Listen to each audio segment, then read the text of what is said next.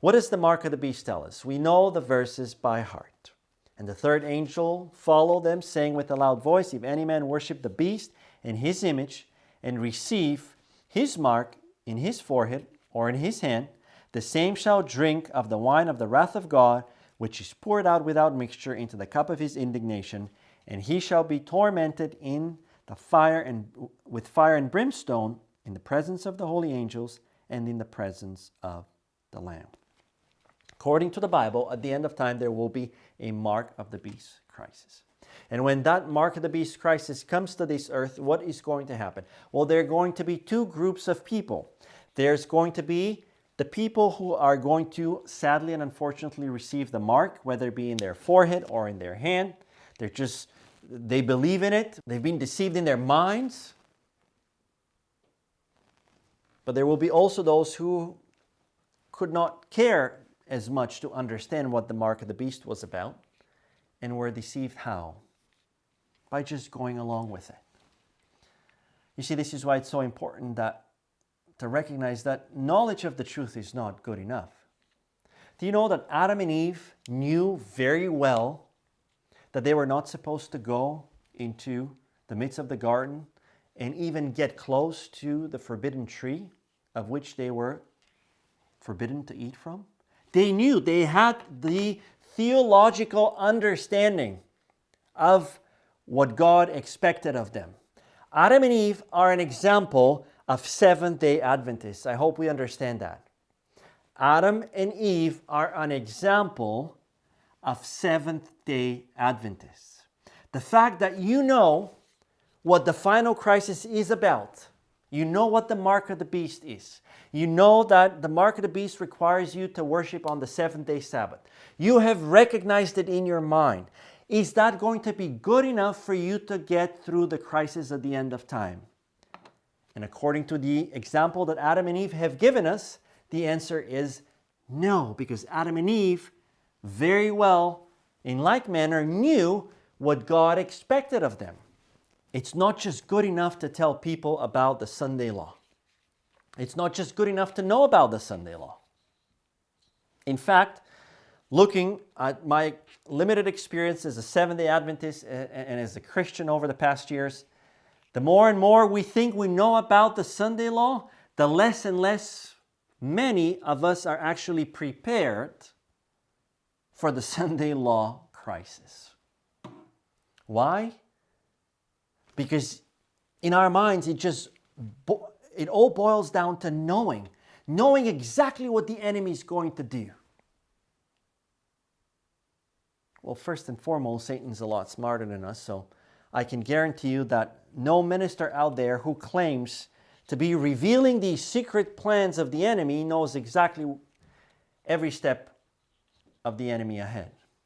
It's not about knowledge.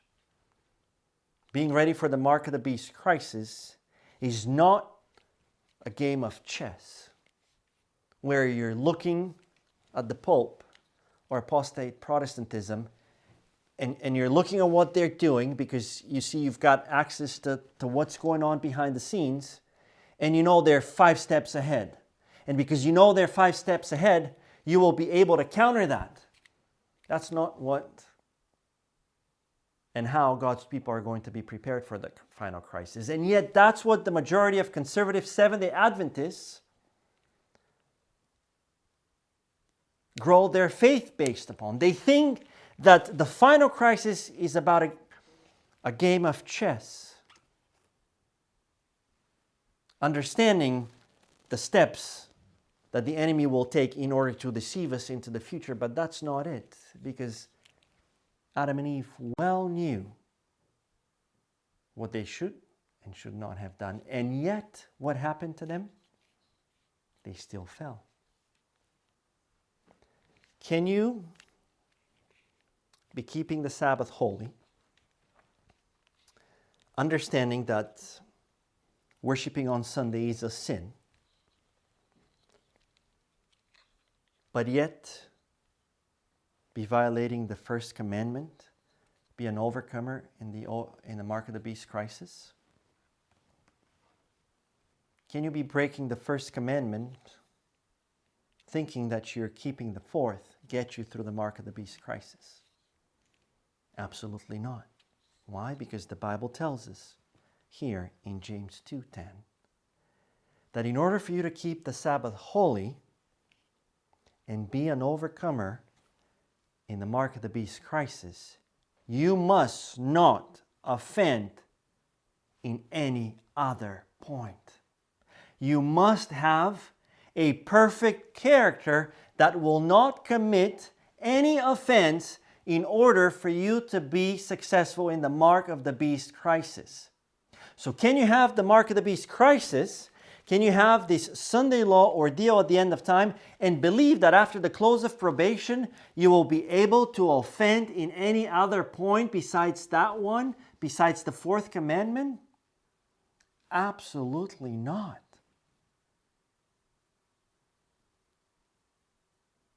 The Bible is crystal clear.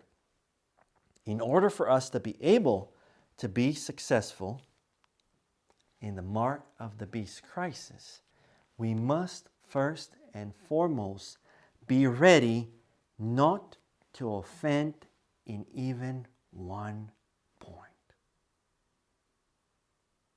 And this is the reason why the mystery of God must be finished in the sounding of the seventh trumpet. Because no human being will be able to go through the time of trouble such as never was before, overcoming the mark of the beast crisis without being ready not to offend, but in one point. In other words, we must be ready to reflect Christ in His final moments, through His grace, of course,